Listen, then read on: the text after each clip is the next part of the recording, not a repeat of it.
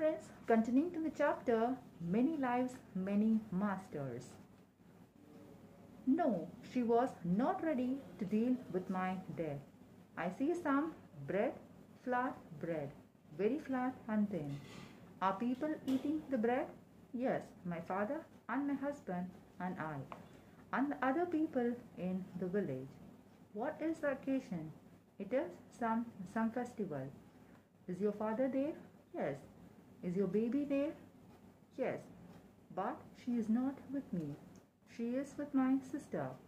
Look closely at your sister, I suggested, looking for the recognition of a significant person in the Catherine's current life. Yes, I don't know her. Do you recognize your father? Yes, yes, Edward. There was a fig, figs, and olives, and the red fruits. That is a flat bread, and they have killed some sheep. They are roasting the sheep. There was a long pause. I see something white. She had again progressed herself in the time. It was white. It is a square box. It is where they put the people when they died. Did someone die then? Yes, my father. I don't like to look at him. I don't want to see him. Do you have to look? Yes, they will take him away to bury him. I feel very sad. Yes, I know. How many children do you have? The reporter in me was not letting her grieve. I have two boys and a girl. After dutiful answering my questions, she returned to her grief. They had put his body under some cover. She seemed very sad. Have I died by this time too? No, we are drinking some grapes in a cup. What do I look like now? You are very, very old. Are you feeling better yet? No. When you die, I will be alone. Have you outlived your children? They will take care of you. But you know so much. She sounded like a little girl. You will get by. You know a lot too. You will be safe. I reassured her, and she appeared to be resting peacefully. Are you more peaceful? Where are you now? I don't know. She had apparently crossed over into the spiritual state, even though she had not experienced her death in that lifetime. This week we had gone through 2 lifetimes in considerable details. I awaited the masters, but Catherine continued to rest. After several more minutes of waiting, I asked if she could talk to the master spirits. I have not reached the plane, she explained. I cannot speak until I do. She never did reach that plane. After much waiting, I brought her out of the trains. 3 weeks passed before our next session. On my vacation, lying on a tropical beach, I had the time and the distance to reflect on what had transpired with Catherine. Hypothetical regression to the past lives with detailed observation and explanation of the objects, processes, and the phases, facts, which she had no knowledge in her normal walking state, improvement in her symptoms through the regressions, improvement not even remotely achieved by the conventional psychotherapy over the first 18 months of treatment, chillingly accurate revelation from the after-death spiritual state, convening the knowledge she had no access to, spiritual poetry and the lessons about the definition after death, about life and death, birth and rebirth, from the master spirit who spoke with the wisdom and in a style well beyond Catherine's capabilities. There was indeed a lot to compute. Over the years, I had treated many hundreds, perhaps thousands of psychiatric patients and they reflected the entire spectrum of emotional disorders. I had directed inpatients until at four major medical schools. I had spent years in psychiatric emergency rooms, outpatient clinics, and various other settings, evaluating and treating the outpatients. I knew all about the auditory and the visual hallucination and the delusion of an psychophrenia. I had treated many patients with the borderline syndromes and historical characters disorders, including split or multiple personalities. I had been a career teacher in a drug and alcohol abuse funded by the National Institute of Drug Abuse (NIDA), and I was very familiar with the gamut of drug effects on the brain. Catherine had none of these symptoms or syndromes. What had occurred was not an manifesting of an psychiatric illness. She was not psychopathic, not out of touch with the reality, and she had never suffered from the hallucination, seeing or hearing the things not actually there, or delusion, that is false belief. She did not use the drugs and she had no sophisticated tactics. She did not have a hypothetical personality and she did not have a dissociative tendencies. That is, she was generally aware of what she was doing and thinking, did not function on automatic pilot, and had never had any split or multiple personalities. The material she produced was often beyond her consciousness capabilities in both style and content. Some of it was a particular from my own past. Example, the knowledge about my father and my son, as well as from her own. She had knowledge that she had never had access to or accumulated in her present life. This knowledge, as well as the whole experiences, was alien to her culture and upbringing and contrary to many of her beliefs. Catherine is a relatively simple and honest person. She is not a scholar and she could not have invented the facts, details, historical events, descriptions, and poetry that came to her. As a psychiatrist, a scientist, I was certain that the material organized from some portion of her unconscious mind. It was real, beyond any doubt, even if Catherine were a skilled actress, she could not have recreated these happenings. The knowledge was too accurate and too specific, lying beyond her capability. I pondered the therapeutic purpose of exploring Catherine's past life. Once we have stumbled into this new realm, her improvement was dramatically rapid. Without any medicine, there is some powerful curative forces in their reign, a force apparently much more effective than the conventional therapy or modern medicines. The force included remembering and living not just spontaneous traumatic events, but also the daily insults to our body, minds, and egos. In my questions, as we scanned the lifetimes, I was looking for the patterns of these slugs, patterns such as chronic emotional or physical abuse, poverty and starvation, illness and handicaps, persistence, precautions, and prejudice, repeated failures, and so on.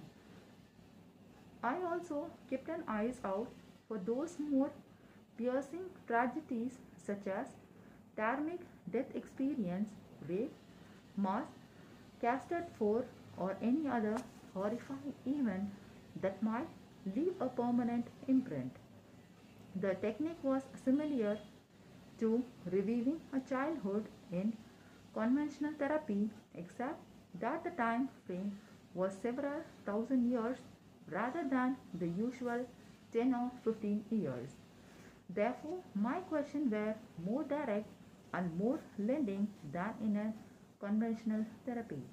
But the success of her unorthodox exploration was unquestionable. She and others I later would treat with their hypothetic regression was being cured with a tremendous rapidity. But were there other explanations for the Catherine's past life memories? Could the memories be carried in her genes? This possibility is scientifically remote. Genetic memory requires the unbroken passage of genetic material from generations to generations. Catherine lived all over the earth, and her genetic lines was interrupted repeatedly. She would die in a flood which has her offsprings or be childless or die in her youth. Her genetic pool ended and was not transmitted. And what of her survival after death and that in between state? There was no body and certainly no genetic material, and yet her memories continued. No, the genetic explanations had to be when about Jung's idea of the collective unconsciousness, a reservoir of all human memory and the experience that could somehow be tapped into. Divergent cultures often contains a similar symbols even in the dreams. According to the Jung, the collective unconsciousness was not personally acquired but inherited somehow in the brain structure. It includes the motives and the images that spring anew in every culture without relying upon the historical traditions or dissemination. I thought Catherine's memories were too specific to be explained by the Jung's content. She did not reveal the symbol and the universal image or motives. She related the detailed descriptions of a specific people and the place. Junk ideas seems to be too voyage, and there was still the in-between state to consider.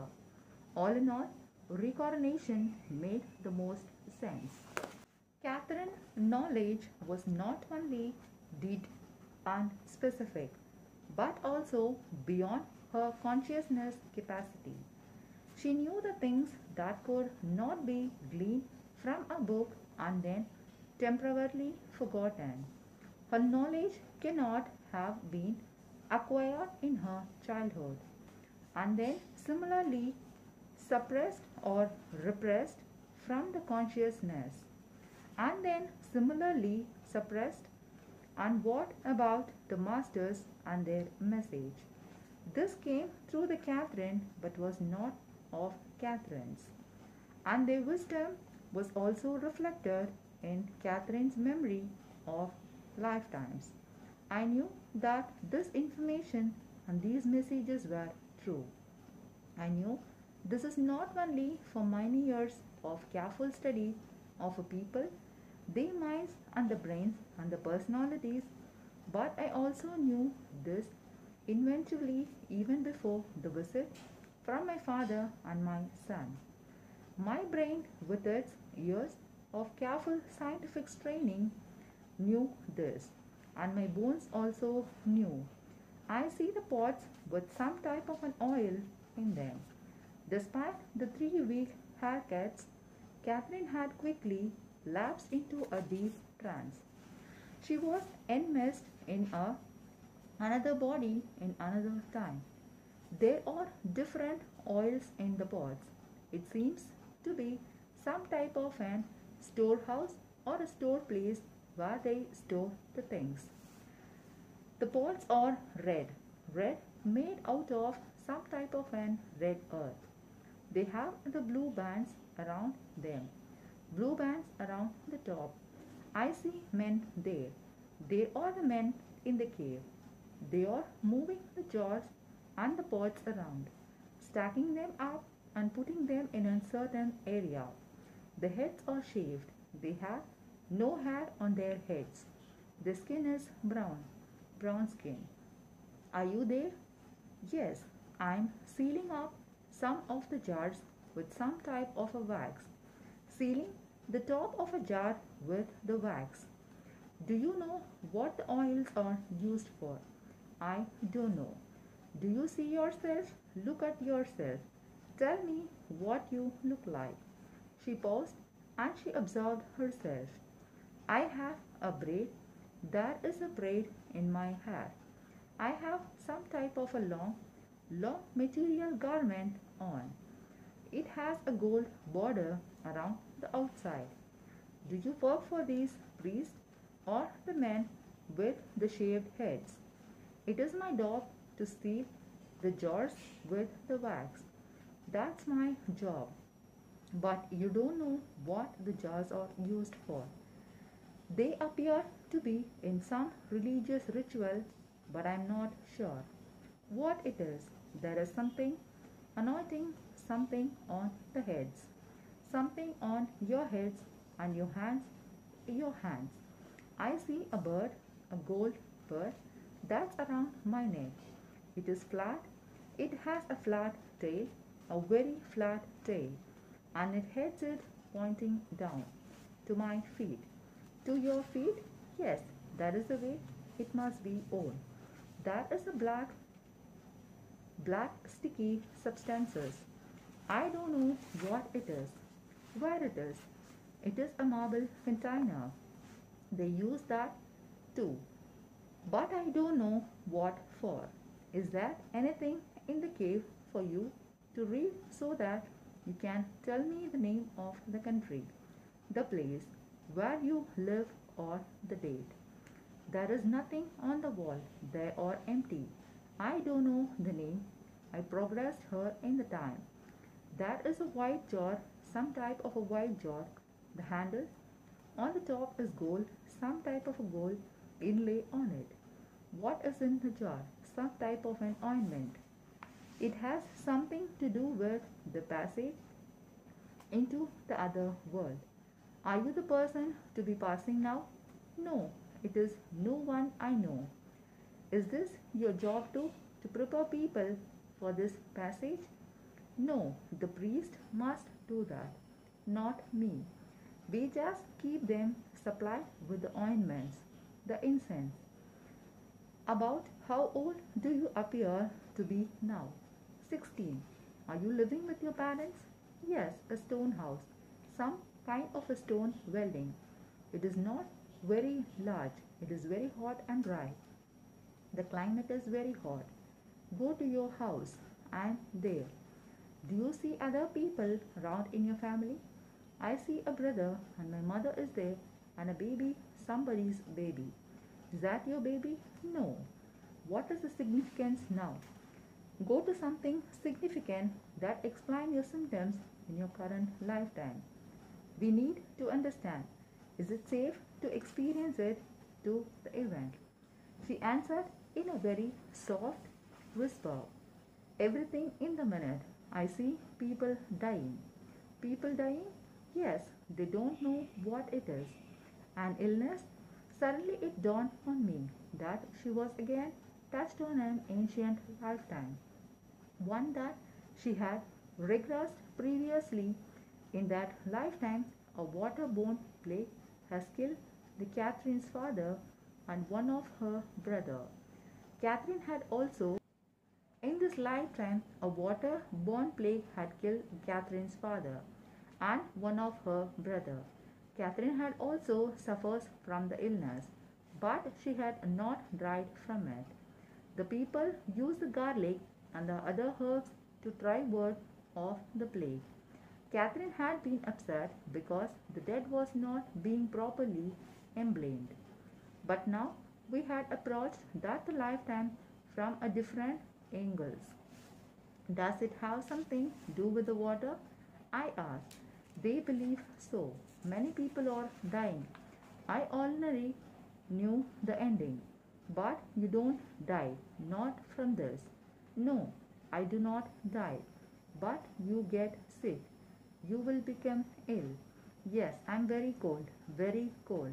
I need water, water. They think it comes from water and something black. Someone died. Who died? My father dies. And one brother died also. My mother is okay. She recovers. She is very weak. They must bury the people. They must bury them, and the people are upset because it's against the religious practices. What was the practices? I marveled at the constancy of her recall. Fact for the facts, exactly as she has recounted the life several times a month several years ago. Again, this deviation from the normal burial customs greatly upsets her. People were put in caves, the body were kept in caves. But first, the bodies have to be prepared by the priest. They must be wrapped and unatoid. They were kept in caves, but the land is flooding.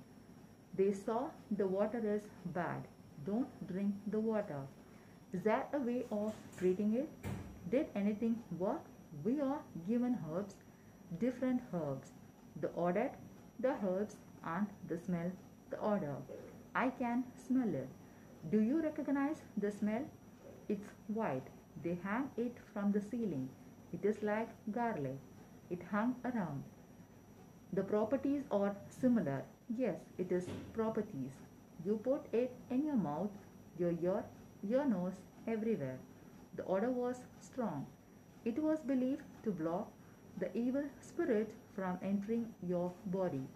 Purple fruit or something round with the purple covering. Purple skin to do it.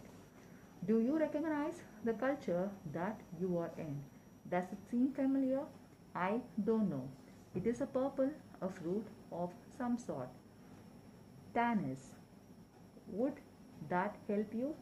Is that for the illness? It was at the time. Tannins, I repeated again, trying to see if she was talking about what we refer as tannins or tannic acid. Is what is that what they called it tannins? It's just I keep hearing tannins. What in this lifetime has belief buried itself in your current lifetime? Why do you keep coming back here? What is it there so uncomfortable? The religion, Catherine quickly whispered. The religion of the time. It was religion of fear. Fear. There were so many things to fear and so many gods. Do you remember the name of any god? I see eyes. I see a black, some type of it looks like a jackal. He is in a statue. He is a guardian of some type. I see a woman, a goddesses with some type of headpieces on it. Do you know her name? The goddesses, Orisis, Cyrus, something like that. I see an eye, just an eye on a chain. It's gold, an eye. Yes. Who is the Hathor? What? Hathor, who is that? I had never heard of Hathor. Although I knew that Orisis is the pronunciation was accurate, was the brother's husband of Isis, a major Egyptian deity. Hathor, I later learned, was that the Egyptian goddesses of love, milk, and joy. Is it one of the god? I asked. Hathor, Hathor. There was a long pause. Birds. He is flat, flat, a phoenix. She was silent again. Go ahead in a time now to your final days in that lifetime. Go to your final days. But before you have died, tell me what you see. She answered in a very soft whisper. I see people and building. I see sandals and sandals. There is a rough cloth, some type of a rough cloth. What happens? Go to the time of your dying now. What happened to you? You can see it. I do not see it. I don't see me anymore. Where are you? What do you see? Nothing, just darkness. I see a light a warm light. She had already died, already passed over the spiritual state. Apparently, she did not need to experience her actual death again. Can you come to the light? I asked. I'm going. She was resting peacefully, waiting again.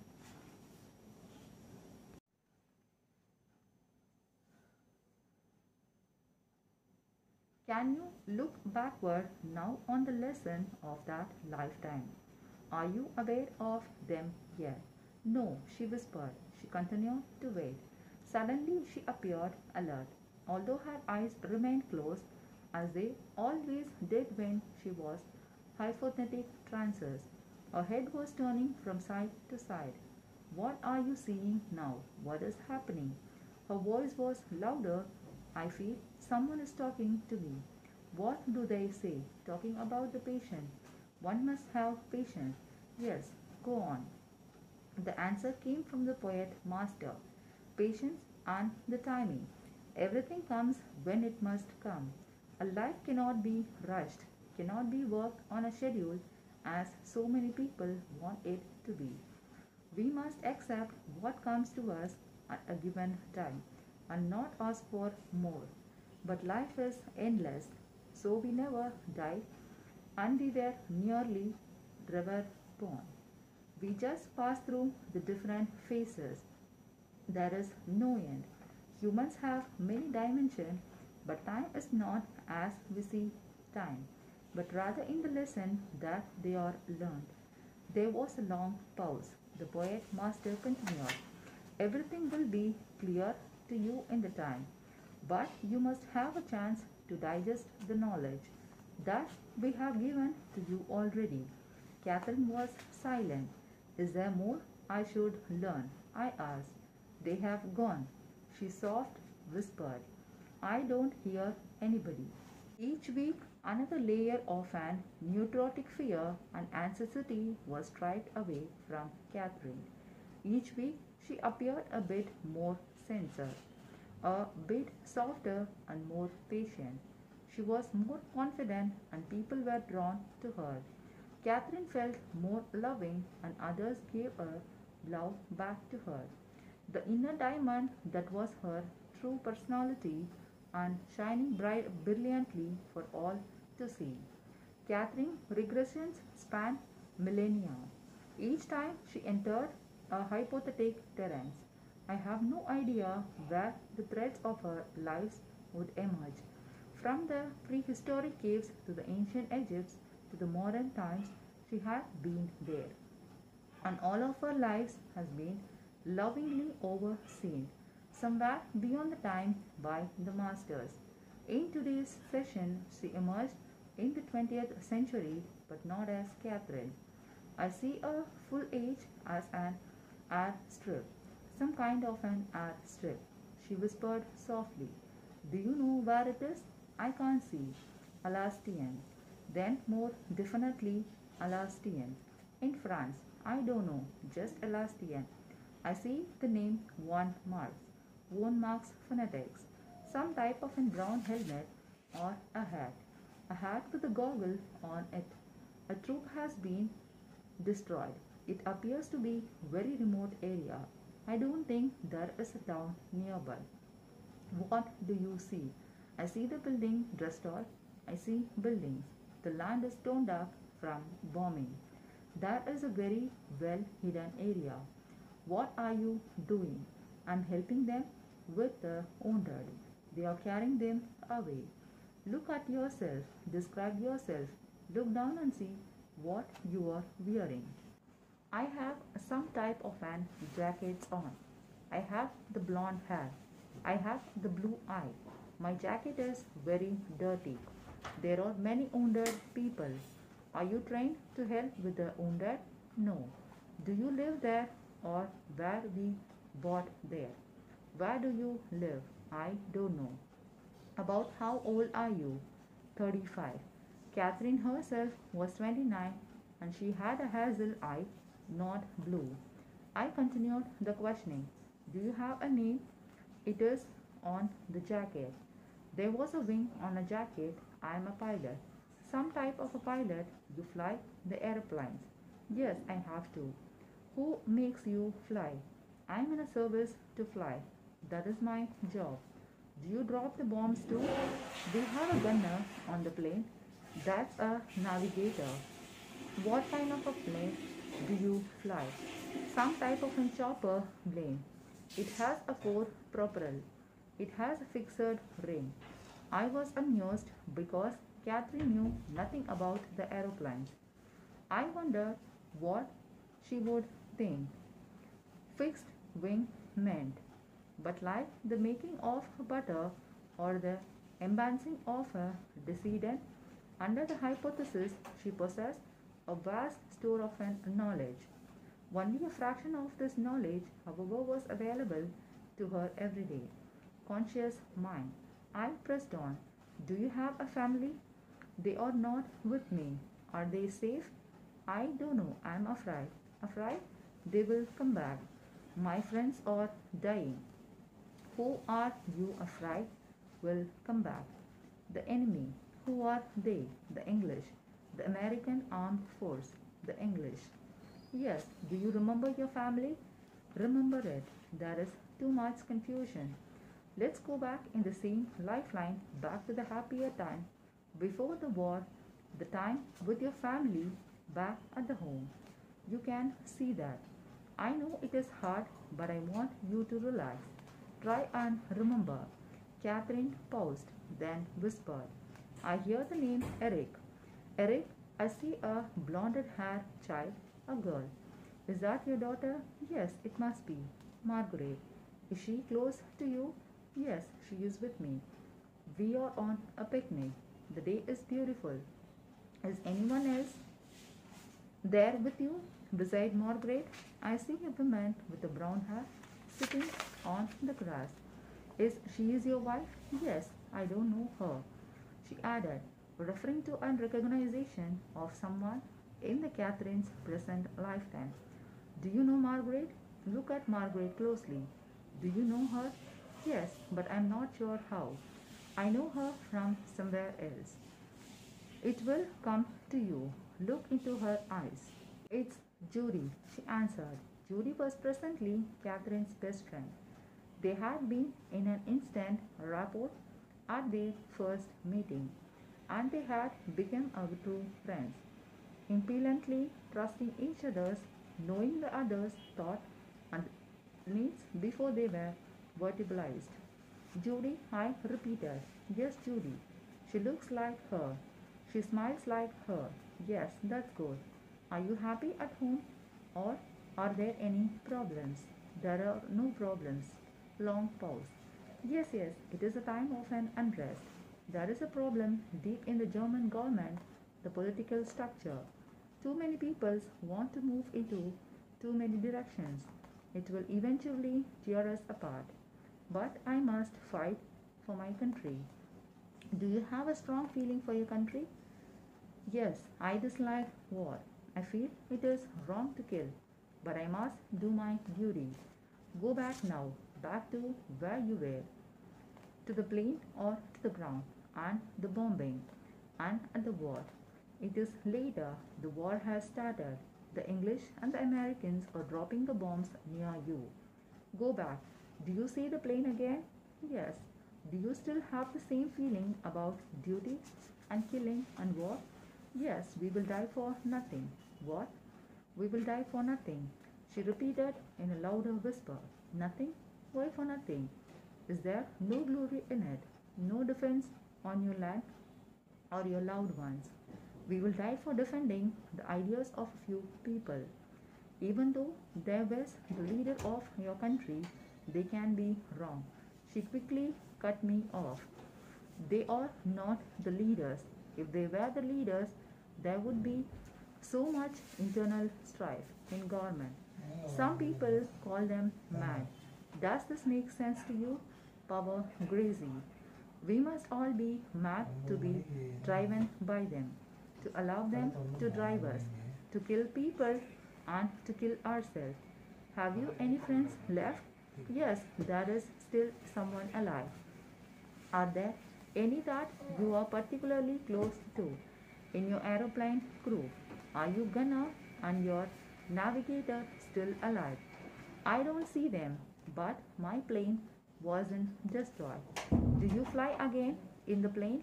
Yes, we must hurry to get the remaining aircraft off the strips before they return. Go into your plane. I don't want to go. It was as if she could negotiate with me. But you must to get it off the ground. It is so senseless. What kind of a profession did you have before the war? Do you remember? What did the Eric do? I was second in the command on a small plane, some plane flying cargo. So you were a pilot then too? Yes, that takes you away from home a lot. She answered very softly, wistfully, yes. Go ahead in a time, I instructed, to the next flight. Can you do that? There is no next flight. Does something happen to you? Yes, her breathing was accelerating and she was becoming agitated. She had gone ahead to the date of her death. What is happening? I'm running from the fire. My party is being torn apart by the fire. Do you survive this? Nobody survives. Nobody survives a war. I'm dying. Her breathing was heavy. Blood is everywhere. I have a pain in my chest. I have been hit in my chest and my legs and my neck. It is so much pain. She was in agony. But soon her breathings swallowed and became more regular. Her facial muscles relaxed and a look of an peacefulness came over her. I recognized the calm of transition state. You look more comfortable. Is it over? She paused, then answered very softly. I am floating away from my body. I have no body. I am a spirit again. Good. Rest. You have a difficult lifetime. You went through a difficult death. You need to rest. Restore yourself. What did you learn from the lifetimes? I learned about the hate, senseless killing, misdirected hate, people who hate and they don't know why. We are driven to it by the evil when we are in a physical state. Is there a higher duty than duty to our country? Something that could have prevented you from killing, even if you were ordered a duty to yourself. Yes, but she did not elaborate. Are you waiting for someone now? Yes, I'm waiting to go into a state of an renewal. I must wait. They will come for me. They will come. Good. I will like to talk with them when they come. We waited for several more minutes. Then abruptly her voice was loud and husky, and the original master spirit, not the poet master, was speaking. You were correct in assuming this is the proper treatment for those in the physical state. You must eradicate the fears from their minds. It is a waste of an energy while fear is present. It stifles them from fulfilling what they were sent here to fulfill. Take your cues from your surroundings.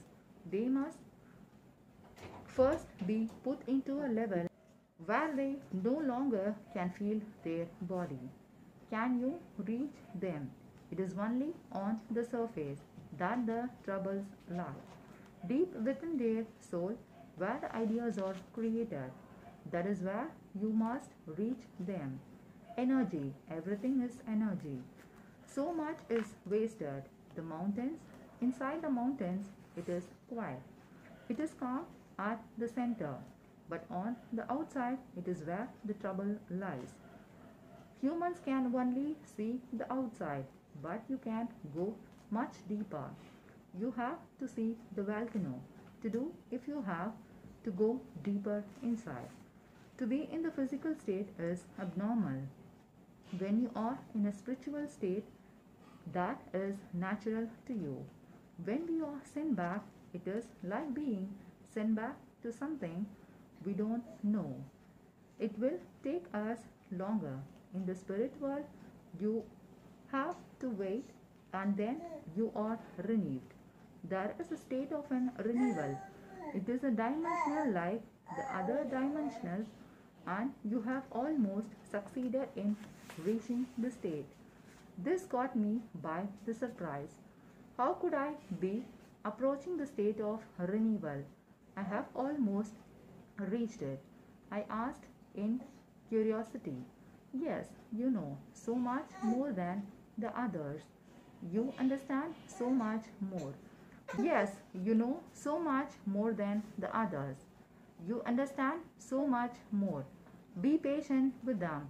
They don't have the knowledge that you have. Spirits will be sent back to help you. But you are correct in what you are doing. Continue.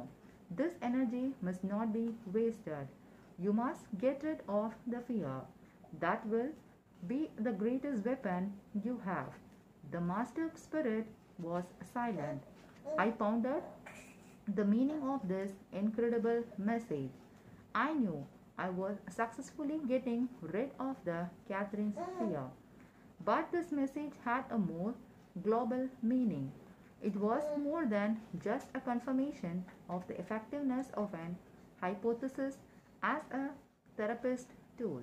It involved even more than the past life regressions, which would be difficult to apply to the general population one by one.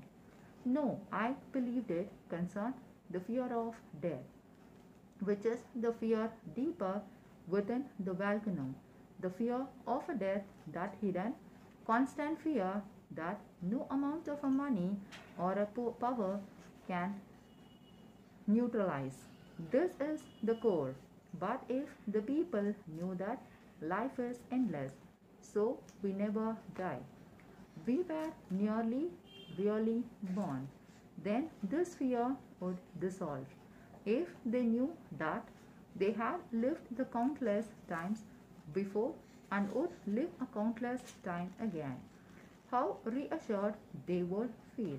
If they knew that the spirits were around to help them while they were in the physical state, and that after the death, in a spiritual state, they would join these spirits, including their deceased loved ones, how comforted they would be. If they knew the guardian angels really did exist, how much safer they would feel. If they knew the acts of violence and injustice against the people did not go unnoted, but had to be repaired in a kind in another's lifetime, how much less anger and desire for an vengeance they would harbor. And if needed by the knowledge, we approach the God of what uses are the material possessions or the power when they are an end in themselves and not a mean to that approach. To be greedy or power hungry has no values whatsoever. But how to reach the people with this knowledge? Most people receive the prayers in their churches, synagogues, mosques, or the temple, prayer that proclaim the immortality of the soul. So, if the faith is not enough, perhaps science will help. Perhaps experience such as Catherine and mine need to be studied, analyzed, and reported in a detached, scientific manner by the people trained in the behavioral and physical science. Yet, at this time, writing a scientific paper or a book was the furthest thing from my mind. A remote and a most unlikely possibility. I wondered about the spirit would be sent back to the help me. Help me to do what? Catherine stirred and began to whisper. Someone named Gilton, someone named Jaden. Jaden, he is trying to talk to me. What does he say? He is all around. He won't stop. He is some type of an guardian, something. But he is playing with me now. Is he one of your guardians? Yes, but he is playing. He is just jumping all around. I think he wants me to know he is all around me. everywhere. Jaden, I repeated. He is there. Does it make you feel safer? Yes, he will be back when I needed him. Good. Are there a spirit around us? She answered in a whisper. From the perspective of her superconscious mind, oh yes, many spirits. They only come when they want to. They come what when they want to. We all are spirits, but others, some are in an physical state, and others are in the period of renewal, and others are the guardians, but we all go there. We have been guardians too. Why does we come back to learn? Why can't we learn as spirits? Those are different levels of learning, and we must learn some of them in the flesh. We must feel the pain. When you are a spirit, you feel no pain. It is a period of an renewal. Your soul is being renewed. When you are in a physical state, in the flesh, you can feel the pain. You can hurt. In spiritual, from you do not feel. There is only happiness, a sense of an well-being, but it is renewal periods for us. The interactions between the people in the spiritual form is different. When you are in a physical state, you can experience the relationship. I understand. It will be okay.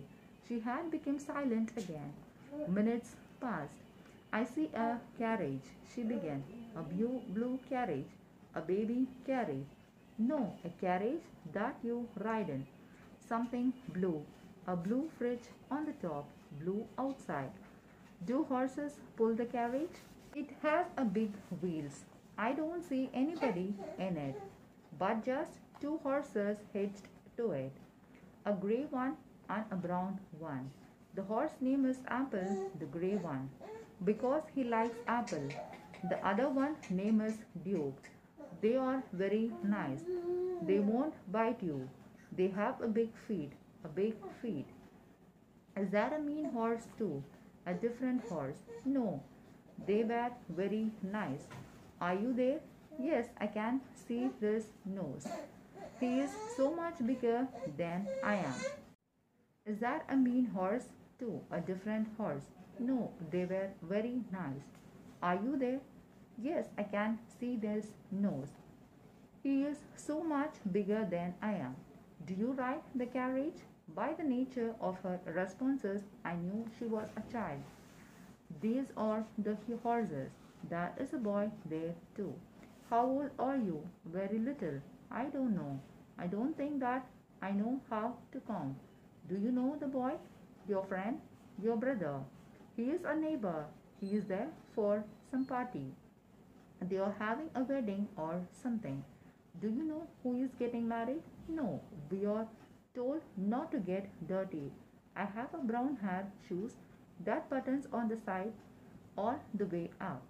Are these your party clothes? Good clothes. It is a white, some type of an white dress with a something roughly covered over it, and it ties in the back. Is your house nearby? It is a big house, the child answered. Is that where you live? Yes. Good. You can look into the house now. It is okay. It is an important day. Other people will be dressed well. You too, wearing a special cloth. You are cooking the food, lots of food. Can you smell it? Yes, you are making some type of an bread meat. We are told to go back outside again. I was amused at this. I have told her that it was all right to go inside. And now she had been ordered out again. Do they call your name? Mandy. Mandy and Edward. Is he the boy? Yes. They won't let you stay in the house. No, they are too busy. How do you feel about that? We don't care. But it is hard to stay clean. We can't do anything. Do you get to the wedding later that day? Yes, I see many people. It is crowded in the room. It is hot, a hot day. That is a person there. The person's there with a funny hat, a big hat, a black. It comes out over his face, quite a veil. Is this a happy time for your family? Yes. Do you know who is getting married? Just my sister. Is she much older? Yes. Do you see her now? Yes.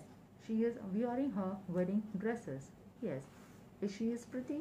Yes. She had a lot of flowers around her hair. Look at her closely. Do you know her for another time? Look at her eyes, her mouth. Yes, I think she is Becky, but smaller, much smaller. Becky and Catherine, friends or co workers. They were close, yet Catherine resented Becky's judgmental attitude and her in the turtleness into Catherine's life and decisions. After all, she was friend, not a family, but perhaps the distinction was now not so clear. She likes me, and I can understand near the front because she does. Good. Look around you. Are your parents there? Yes. Do they like you much? Yes. That's good. Look at them closely. First, your mother. See if you remember her. Look at her face. Catherine took several deep breaths. I don't know her. Look at your father. Look at him closely. Look at his expressions, his eyes, also his mouth. Do you know him? He is Stuart, she quickly answered. So Stuart had surfaced once again. This was a worth exploring the future. What is your relationship with him like? I love him very much. He is very good to me. But he is thinking that I am a nuisance. He thinks children are nuisance. Is he too serious? No, he likes to play with us. But we ask too many questions, but he is very good to us. Except we ask too many questions. Does that something annoys him? Yes, we must learn from the teacher, not from him. That's why we go to school, to learn. The sounds like him talking. Does he says that to you? Yes, yes, he has more important things to do. He must run the farm. Is it a big farm? Yes. Do you know where it is? No. Do they ever mention the city or the state, the names of the town? She paused, listening carefully. I don't hear that. She was silent again. Okay, do you want to explore the more in this lifetime? To go ahead in this time, or is this? She cuts me off. This is enough. During this entire progress with the Catherine, I have been reluctant to discuss her revelations with other professionals. Actually, except for Carol and a few others who were safe, I had not shared this remarkable information with the others at all. I knew the knowledge from our sessions was both true and experimentally important. As anxiety about the reactions of my professional and the scientific colleagues caused me to keep silent. I was still concerned with my reputation, career, and what others thought of me. My personal skepticism had been eroded by the proof that week after the week I would often replay the audio tapes and re-experience the sessions with all their drama and immediacy, but the others would have to rely on my experiences, powerful but nevertheless not their own. I feel compelled to gather more even data as I gradually accepted and believed that the messages my life became simpler and more satisfying. There was no need to play games, to pretend to act out the roles, or to be the other than what I was. Relationships became more honest and direct. Family life was less confusing and more relaxed. My reticence to the share the wisdom had that been given to me throughout. Catherine began to diminish. Surprisingly, most people were interested and wanted to know more. Many told me of their very private experiences of paralogical events, whether ESP, out of a body experiences, past life dreams, or others. Many had never even told their spouses about these experiences. People were almost uniformly afraid that by sharing their experiences, others, even their own families and the therapist, would consider them odd or strange. Yes, these parapsychological events were fairly common, much more frequent than the people realizes. It is the only recurrence to the other about the physic occurrence that makes them seems rare, and the more highly trained or the most reluctant to share. The respected chairman of a major clinical departments at my hospital is a man who is admired internationally for this expertise. He talks to his deceased father, who had several times protected him from the serious danger. Another professor has a dream that provides the missing steps of a solution to his complex research experiments. The dreams are invariably correct. Another well-known doctor usually knows who is calling him on the phone before he answers it. The wife of a chairman of a psychiatrist at the Midwestern University had a PhD in psychology. Her research projects are always carefully planned and executed. She had never told anybody that when she first visited Rome, she moved through the city as if she had a road map imprinted in her memory. She unerringly knew what was around the next corner. Although she had never been to the Italy previously and did not know the language, Italian repeatedly approached her in Italian, continuously mistaking her for the native. Her mind struggled to integrate her experience in the room. I understood why these highly trained professionals remained in the closest. I was one of them. We could not deny our own experience and the senses. Yet our training was in many ways diametrically opposite to the information, experiences, and the belief we have accumulated. So we remained quiet. The weeks passed quickly. I listened over and over again to the tape of the last week session. How was I was approaching the state of renewal? I did not feel particularly entitled, and now the Spirit would be sent back to help me. But what was I supposed to do? When would I find out? Would I be up to the task? I knew I must wait and to be patient. I remembered the word of the poet master: patient and timing. Everything comes when it must come. Everything will be clear to you in the time. But you must have a change to digest the knowledge that we have given to you already. So I would wait. At the beginning of this session, Catherine related a fragment of a dream she had had several nights ago. In the dream, she was living with her parents' house and a fire has broken out during the night.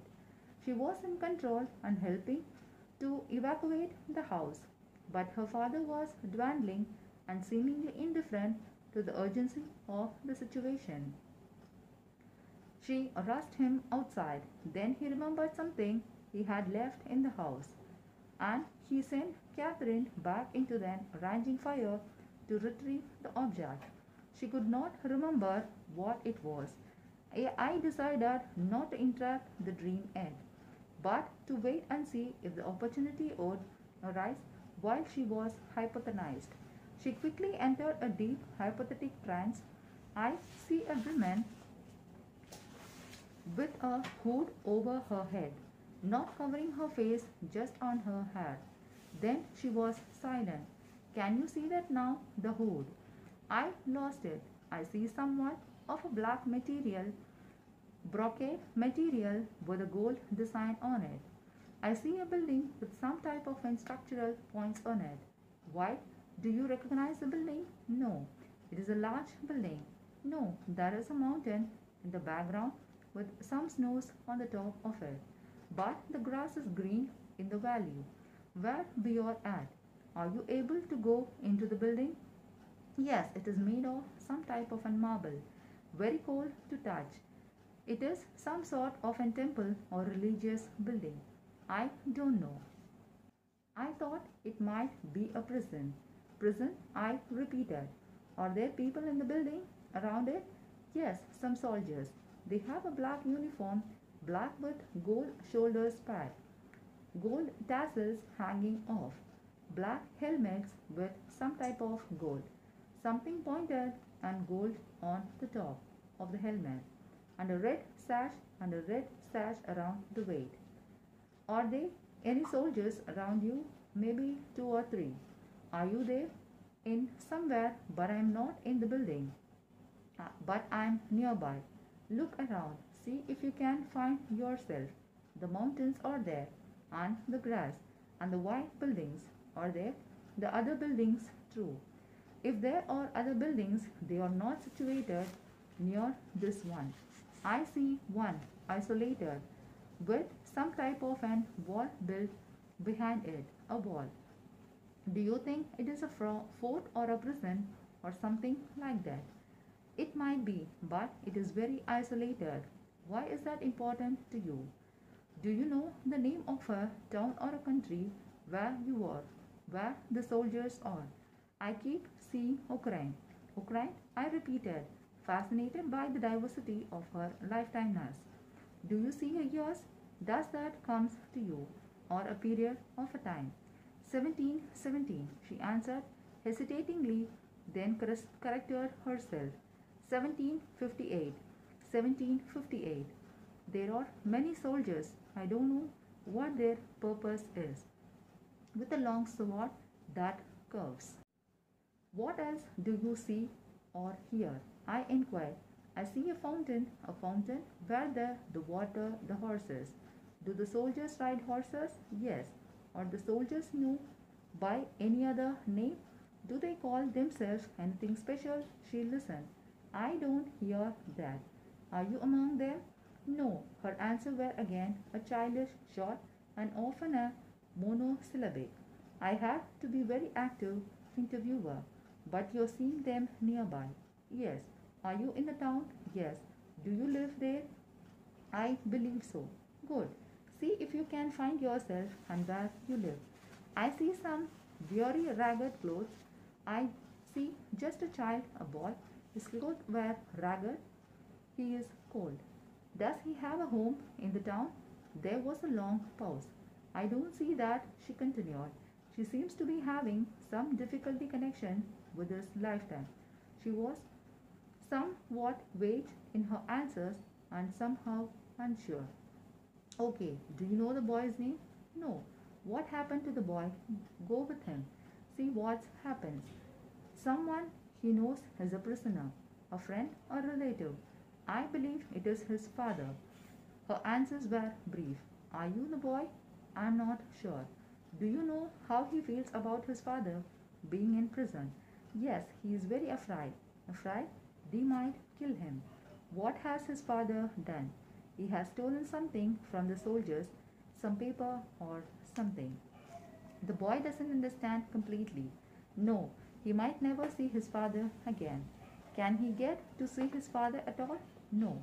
Do they know for how long time his father will be in the prison, or if he will live? No, she answered. Her voice quiet. She was very upset, very sad. She was not providing much details, yet was visible agitated by the event she was witnessing and experiencing. Thank you.